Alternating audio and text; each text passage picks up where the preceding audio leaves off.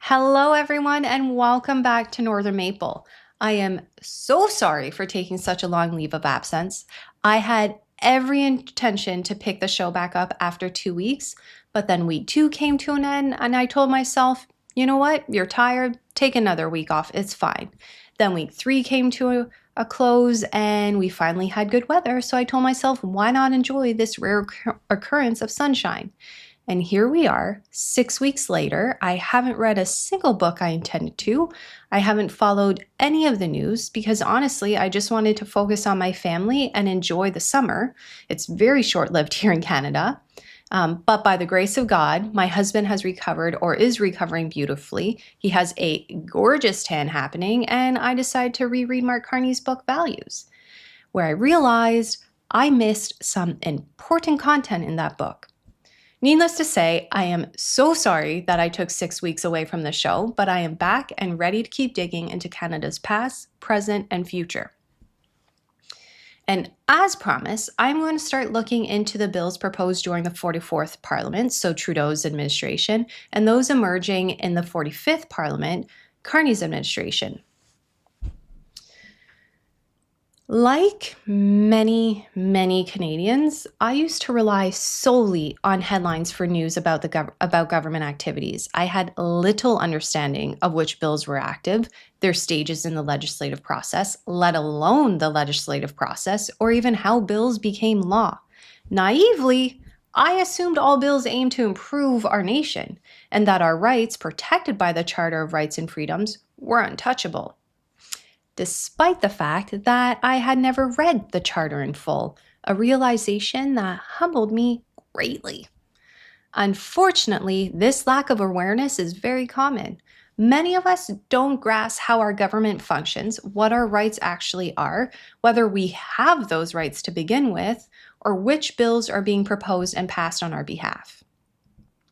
In recent years, I've noticed Canadians focus less on whether bills improve our lives and more on their personal opinions about our politicians.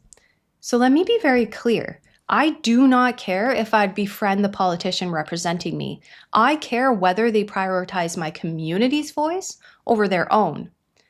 Meaning, are they public servants or self-interested egomaniacs? It's that simple. But when a nation stops educating its population about their history and government, that population becomes increasingly politically illiterate, voting emotionally and easily swayed. This is arguably by design. We saw it during the past federal election. And that's why Northern Maple exists, to educate Canadians about our nation's past, present, and future.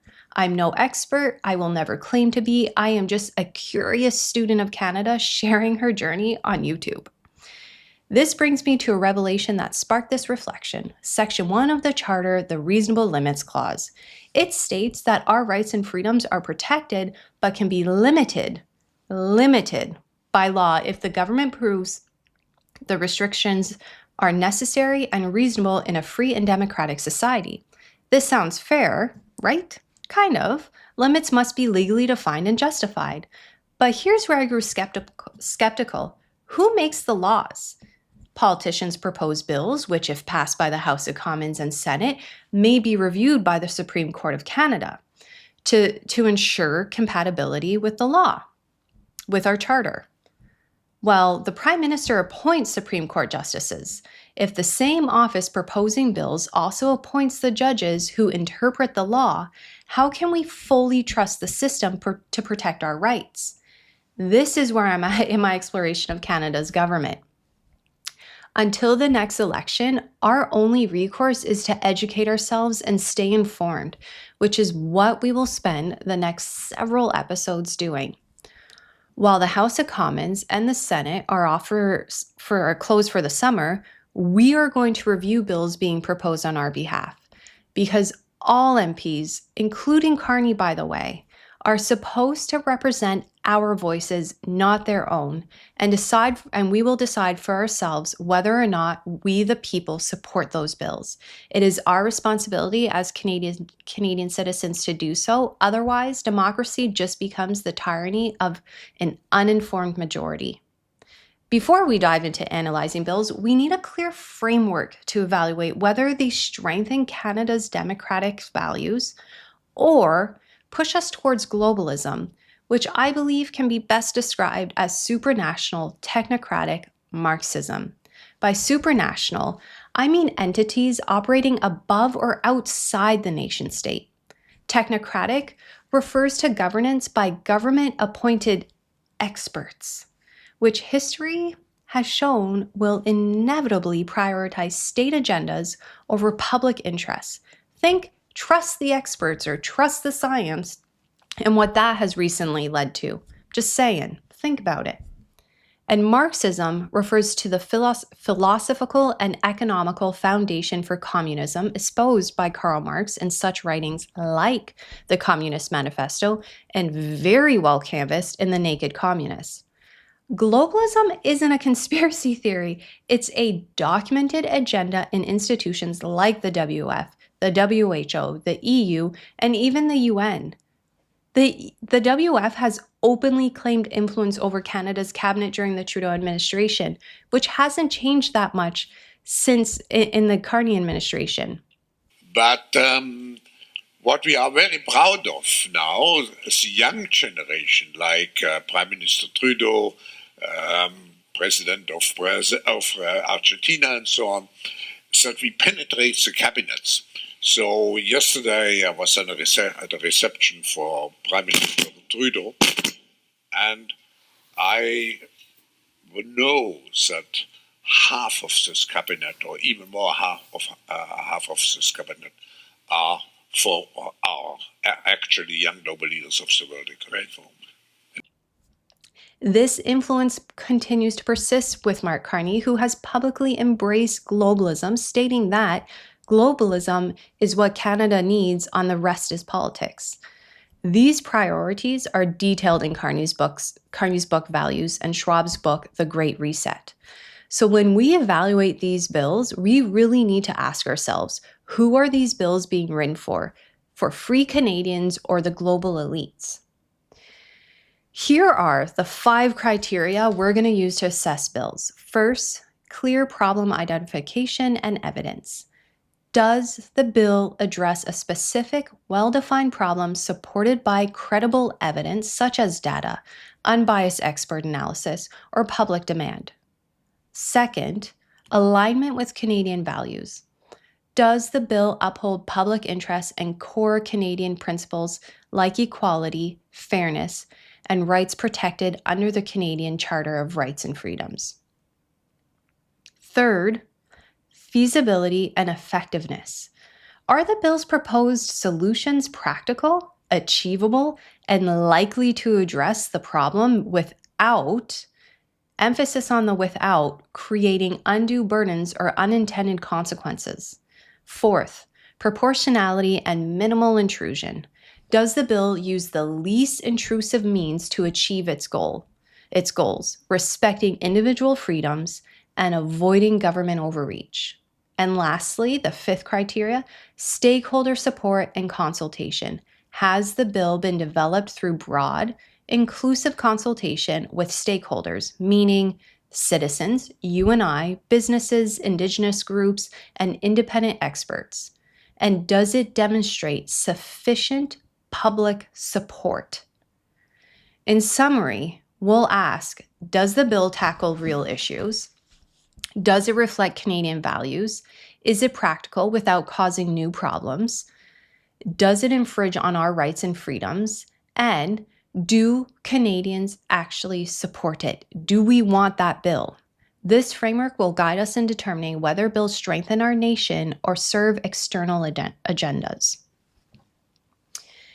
And again, before we dive into analyzing bills, we need to establish one more clear foundation for discussion, particularly around the concept of equality and fairness. These terms are often misunderstood and manipulated to stir emotions. Many equate equality to closing the wealth gap, casting the rich as villains and the poor as victims in need of rescue. And listen, few Canadians would oppose using tax dollars for social programs to help support the least fortunate. I certainly don't. But we must ask, what does equality truly mean? Does it mean enforcing the same standard of living for everyone, even if it's barely above subsistence? So we're all equal, or does it mean ensuring everyone has the opportunity to improve their lives and build wealth through their own efforts? In other words, do we want equality of outcome, which aligns with socialism, or equality of opportunity, which aligns with capitalism, with free trade? Consider this analogy. If a child is born with a disability, do we create an equal environment by lowering standards for all children to match that one child's limitations? Or do we provide tailored support to help that child thrive while encouraging others to pursue their ambitions? The first approach risks fostering a nation of impoverished, dependent, and entitled citizens.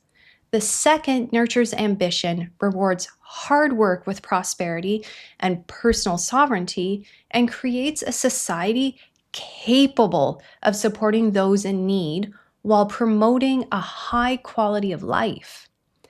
This analogy may seem stark, but it is grounded in reality. We are not created equal in ability, nor will we ever be. Some are blessed with extraordinary talents that can uplift others who face greater challenges. So I ask you, do you want to foster innovation or stifle it?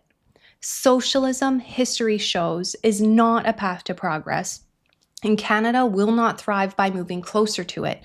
The evidence is clear. The more we lean towards socialism, the more our nation struggles. All this to say, when I speak of equality and fairness, I mean equality of opportunity and the fairness of a meritocracy. That's what Canada was built on and why we have the freedoms we have today. With that foundation laid, let's begin.